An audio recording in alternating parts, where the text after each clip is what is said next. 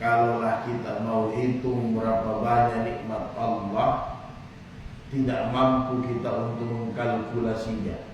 Biar dengan kalkulator atau alat hitung yang paling canggih pun.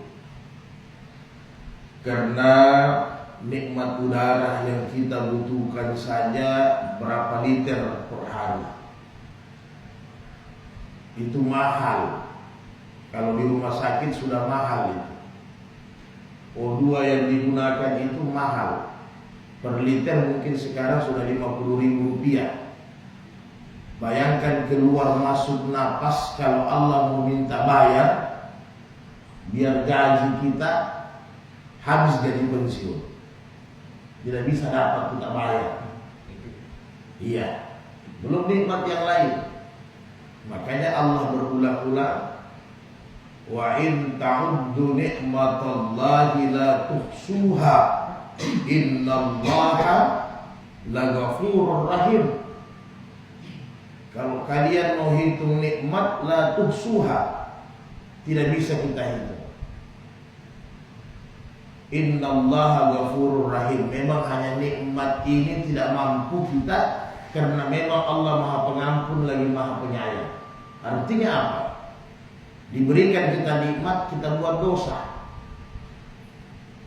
Manusia diberi kehidupan, kesehatan, buat dosa, tidak mau taat.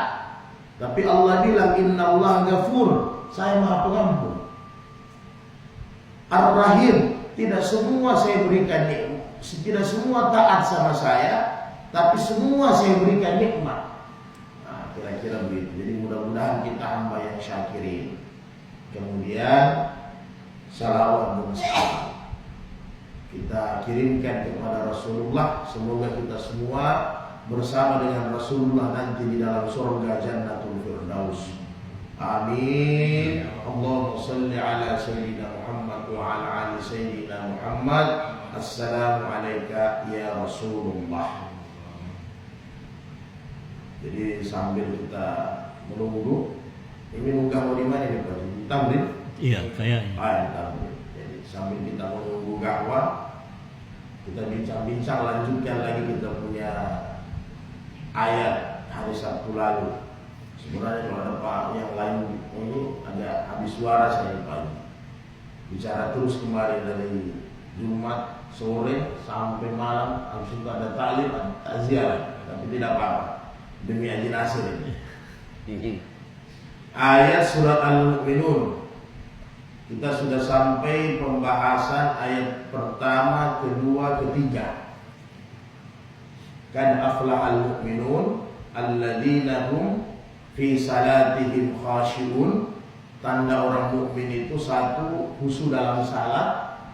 Kemudian yang kedua, walladzina hum 'anil lagwi mu'ridun. Mereka tinggalkan hal yang tidak berguna, yang sia-sia. Ayat yang keempat adalah walladzina hum fi zakati fa'ilun. Yang ketiga tandanya adalah mereka orang-orang yang hartanya bersih. Kemudian fa'ilun, selain hartanya bersih, mereka bersihkan juga hartanya. Jadi ada dua ini persoalannya. Hartanya bersih dan dibersihkan hartanya. Ini perkara yang beda. Kalau harta bersih berarti pekerjaannya bersih, pekerjaannya halal, pekerjaannya baik. Kalau hartanya dibersihkan, berarti dari harta itu kemudian disucikan, dibersihkan lagi. Ini orang-orang mukmin. Jadi pekerjaan itu harus benar. Pekerjaan itu harus baik, harus, kalau ayat bilang halalan thayyibah, begitu. Jangan kamu makan rezeki yang aku berikan kecuali yang halal dan thayyib. Karena banyak yang baik tapi belum tentu halal. Ini yang susah ini. Yang halal ini yang setengah mati. Jadi yang bagaimana pekerjaan yang baik? Ya tentunya pekerjaan yang di dalamnya tidak berbau maksiat, kemudian di dalamnya tidak berbau ribawi, di dalamnya tidak manipulasi, tidak garar, tidak tipu menipu, maka itulah pekerjaan yang bersih dan halal. Tapi kadang jenis pekerjaan itu halal karena ada manipulasinya jadi garal. Yang berarti penjual tomat umpama, saya ambil contoh penjual tomat karena tidak ada kita penjual tomat di sini. Nanti kalau saya ambil pensiunan nanti tersinggung bapak-bapak. Apalagi Pak Imam. Jadi penjual tomat ini biasanya ada tomat baru dengan tomat bonyok, kan begitu? Akhirnya dicampurlah ini barang, dijual seolah-olah barang yang baru. Ini garal. Pekerjaannya sebenarnya halal, tapi ada unsur manipulasi, maka jadi haram pendapatannya. Harusnya sampaikan ini tomat 10.000 karena yang sudah 3 hari. Ini yang fresh agak mahal 15.000. Begitu sebenarnya. Atau penjual beras. Nah, ini warga saya paling banyak, padangkang. Penjual beras. Dia ambil beras beli SPHP. Kalau sekarang Bulog, kalau dulu zamannya bapak-bapak beras karung namanya. Karena memang masih di karung goni. SPHP dibeli dengan harga 12.000 atau 10.000 1 kilo. Dibeli 10 kilo. Diambil beras guri-guri yang harga 12.000 1 kilo, dicampur jadi 10 kilo. Kemudian dijual dengan harga 15.000 1 kilo, dijual dengan mutu beras yang berkualitas, maka ini jadi garam, ini jadi riba. Jadi kalau sudah bilang pekerjaan yang riba, kadang kita selalu menyalahkan orang bank saja, konvensional. Kadang kita menyalahkan hanya orang koperasi saja yang makan riba. Kadang hanya orang finansial saja yang makan riba. Kadang orang-orang yang di perekonomian saja yang makan riba. Padahal di perdagangan, di pertanian semua ada ribanya. Sesuatu yang salah, ada unsur manipulasi dengan niat untuk menambah keuntungan, maka itu yang disebut dengan riba dalam agama. Jadi jangan hanya salahkan pegawai bank saja. Petani bisa-bisa. Bahkan pemungut barang-barang tua itu bisa. Saya ingat dulu kita anak-anak, tapi belum terlalu balik, Pak Kondan. Balanya orang tua yang sudah tidak dipakai, aluminium, ditimbang.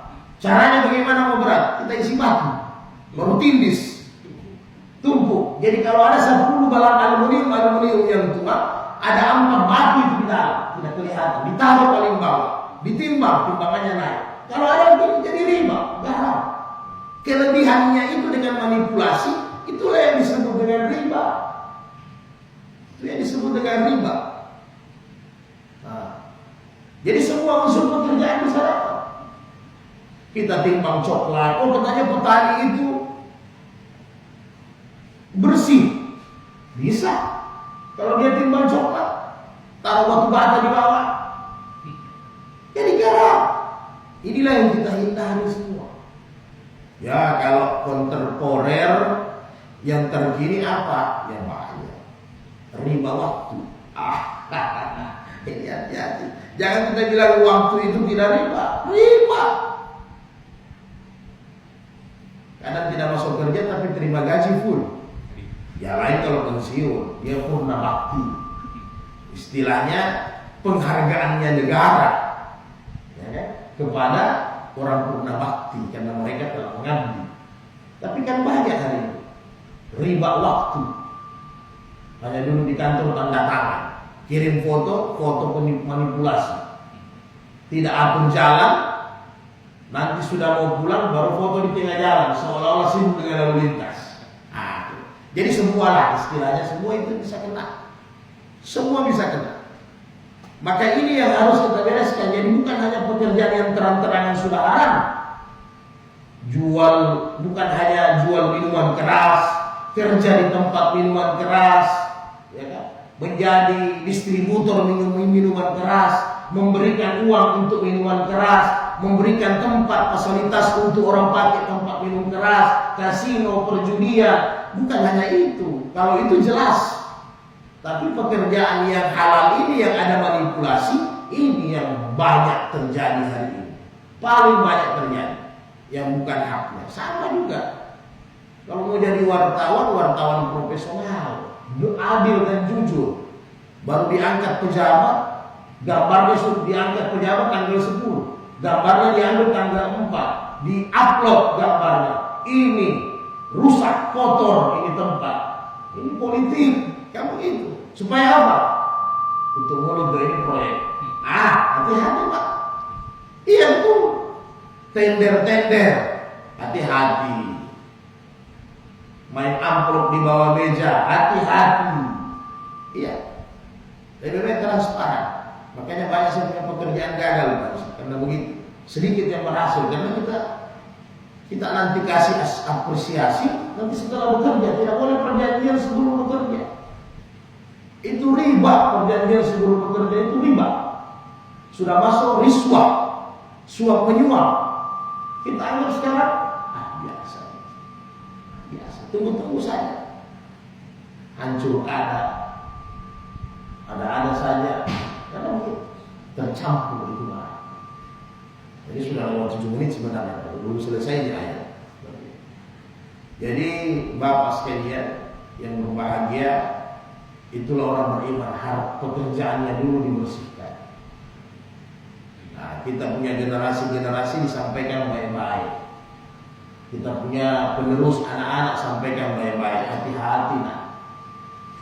Sebenarnya ada beberapa pekerjaan yang Nabi wanti-wanti. Bukan tidak boleh, diwanti-wanti sama Nabi. 1, askar, keamanan. Itu memang Nabi sudah wanti-wanti, Pak Haji. Yang kedua, di peradilan. Peradilan ini kan banyak. Kejaksaan, pengadilan, hakim. Hati-hati. Pekerjaan yang lain yang Nabi wanti-wanti adalah perpajakan. Ini bea cukai. Ini hati-hati. Ini seperti bajak darat. Yang disoroti sekarang bajak laut. Yang banyak pencuri menghadap orang. Tapi banyak sekali bajak darat ini. Hati-hati. Ya. Diambil semua keringat manusia tidak sesuai. Manipulasi pajak. Kan banyak sekarang. Jadi konsultan pajak bukan jadi konsultan pajak yang bersih, tapi jadi manipulasi, ditutupi itu barang. Hati-hati. Memang kita belum merasakan hari ini. Saya juga tidak pernah masuk di kubur. Belum saya Pak Ponggat masuk kubur. Tapi nanti kita rasa. Kenapa kita menunggu dunia kiamat ini semua direplay, pekerjaan kita, kelakuan kita nanti di dalam kubur diulangi semua. Maka berkepanjangan kita menangis. Saya waktu tugas, saya waktu dinas, diberikan amanah jabatan, ini ada hal-hal yang kotor yang saya buat. Memang orang tidak tahu, pembukuan BPK tidak dapat, KPK tidak dapat, tapi ternyata ular yang kita dapatkan karena Allah Ta'ala tahu semua. Sudah dirangkum. Tidak ada yang tidak dicatat oleh Allah, sedikit pun tidak ada yang tidak dicatat. Semua dicatat. Nanti di sana kita menyesal.